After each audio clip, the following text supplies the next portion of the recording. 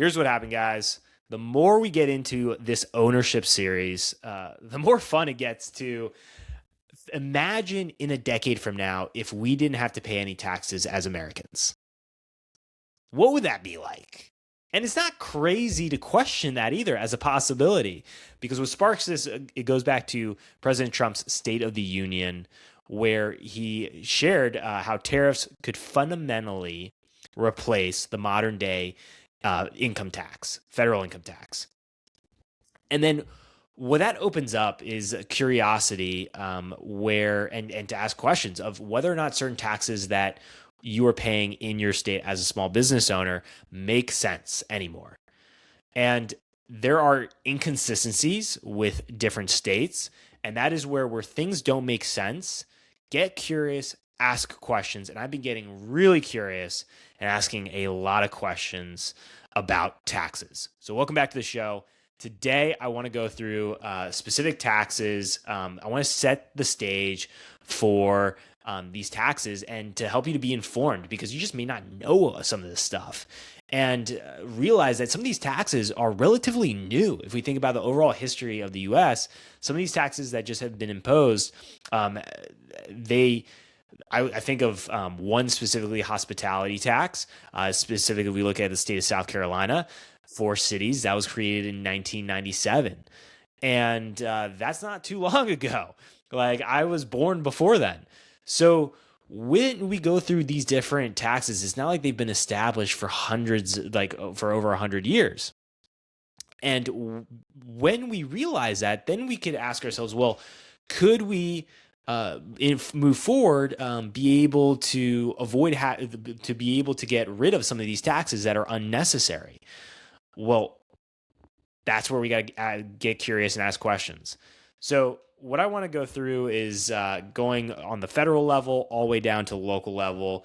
But a conversation I remember having with a small business owner that really had an impact on me about the hospitality tax was a conversation with Trudy, who owns a specialty shop. And there's amazing cheeses at this shop. She also has a business partner, and we were just talking about specifically the hospitality tax in her area and how it was just frustrating and stressful, where each month she has to pay thousands of dollars in this tax, and then it's being pushed onto us, the consumer, when we're going to these stores.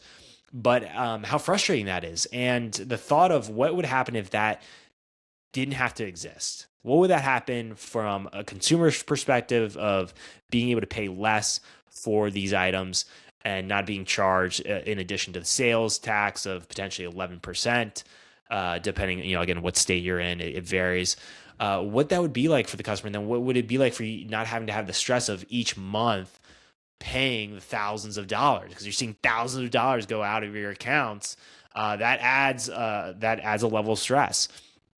But let me work our way up to the top. Federal income tax. Now, hearing that from President Trump, that gets me excited for what that could be like for not having a federal income tax.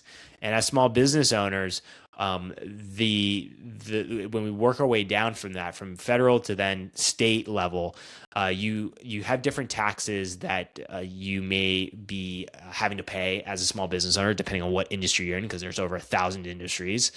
And so when it comes to then the state level for state income tax, there's inconsistencies based off of the states. And so just seeing the inconsistency where that doesn't make sense is where we can get curious and ask questions. So with sales, with the income tax at a state level, there are 9 states with no income tax at the state level. So already there's a difference between the states that don't and now the 41 states that do have a state income tax. And so what would happen in the next decade if we had 41 states with no state income tax? What would result from it? And just questioning that will get you called a bunch of different names, say you're crazy, and be like, I can't believe you're wanting to stop sending money to the government because we have all these different programs that the government supports, helping those in need. And what happens is we got to get curious and ask questions of like, where's this money actually going? Because is it going to what people are saying? Or is it just going to a general fund and then the government decides how to spend that money based off what they think is going to be the most useful for the funds? And what we've learned when it comes to fraud that's experienced as one example in Minnesota, and then now in other states like California, Maryland, Massachusetts, Maine, and those are just the ones that have been highlighted recently. But we can guess that probably other states as well have been dealing with fraud. We got to ask ourselves, who do we trust more with our money? Ourselves, of how we can spend the money, save the money, give to charities, nonprofits, or do we trust the government? And that is a very important question. For me, I believe in the individual to decide how to spend that money.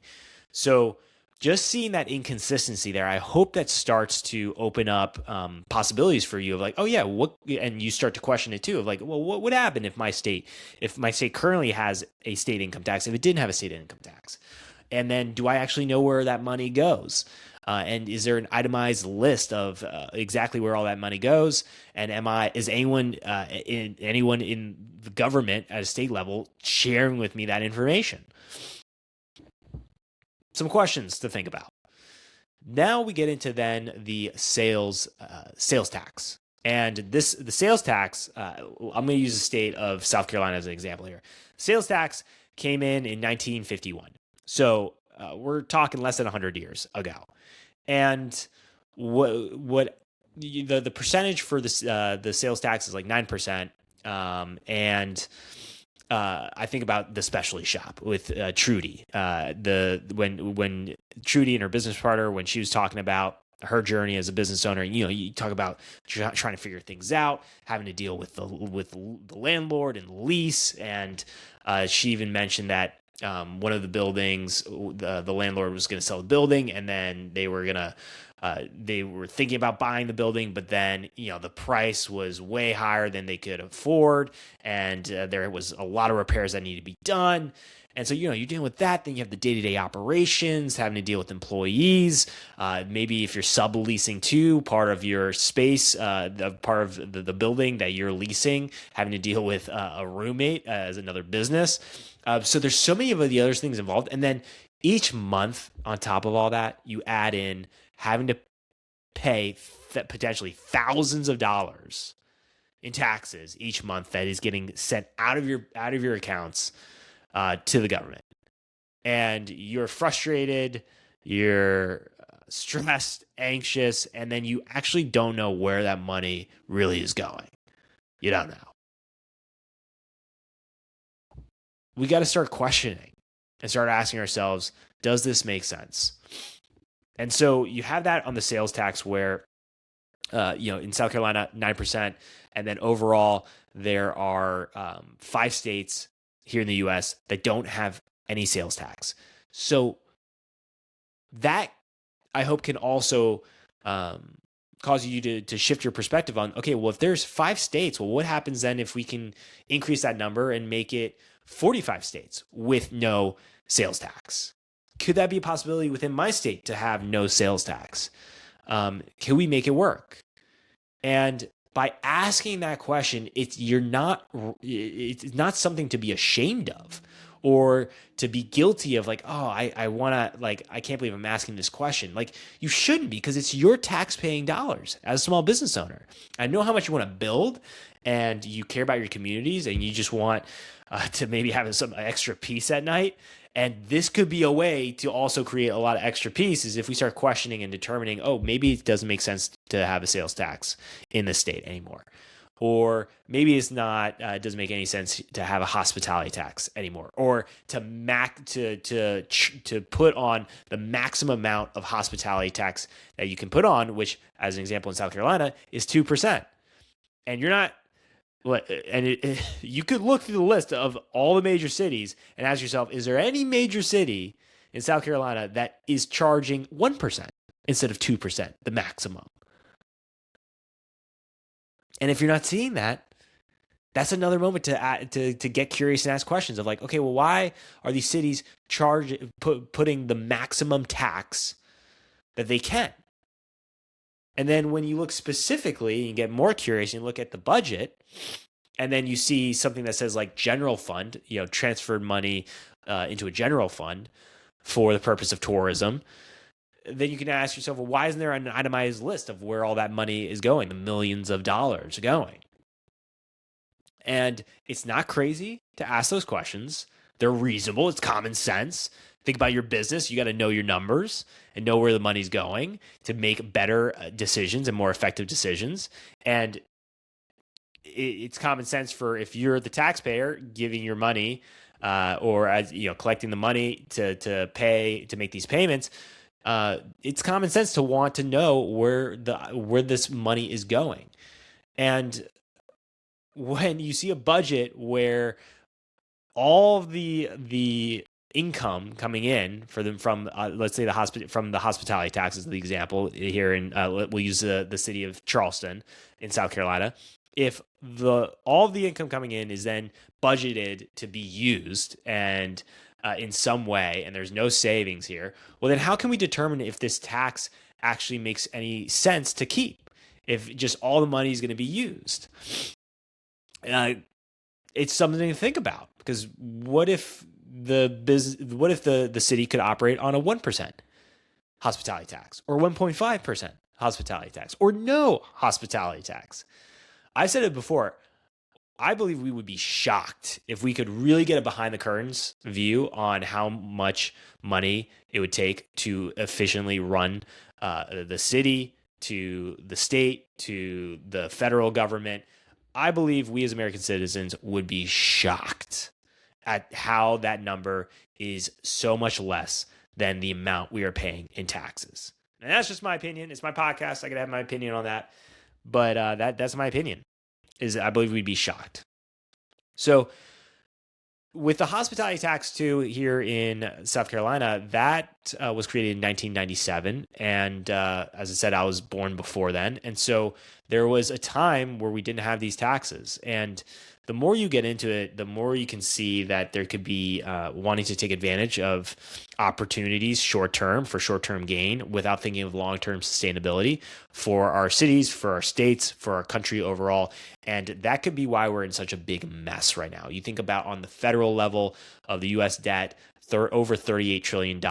It seems like people are trying to suck dry the resources of this country as much as they can and as fast as they can before the clock runs out. And we, as small business owners, must unite and push back against that and say how ridiculous that is, shame those that are taking advantage of the generosity of this country, and to shift forward and make America's future a small business renaissance, where we are thinking not just in the short term, but also in the long term for decades to come, for our kids, for our grandkids, and to realize that we can make massive change happen, and it's currently being experienced right now. As I've said before, we're 65 to 80 years to get to this moment in history where massive change is happening.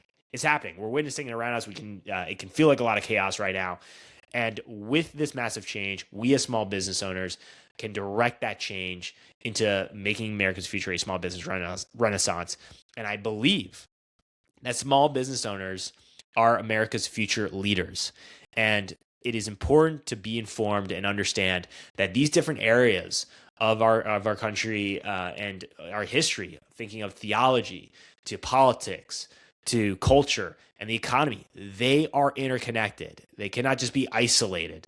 And by being able to be informed and understand where they connect, and my job is to help you to connect those puzzle pieces and to understand the overall puzzle that we're having to deal with, or the mess that we got to clean up, then we're able to make better overall decisions moving forward as a country and as a society. And we get to preserve Western civilization and the rights that we have as individuals here in this country of America, the greatest country in the history of the world, country that I love, that I hope you love too. So I know I just went off on that one, but taxes is something we need to continue to talk about, to get curious, to ask questions, because overall for the environment of what that can help as small business owners, it can relieve a lot of stress, not having to pay as much in taxes. And to be able to simplify the actual tax code, thinking of the federal tax code is over 4,000 pages, to be able to simplify that down to 400 or even 4 pages asking ourselves, is this possible? And not just getting stonewalled and saying it's ridiculous or you're crazy for even questioning it. Like, that doesn't make any sense to me unless you're hiding something.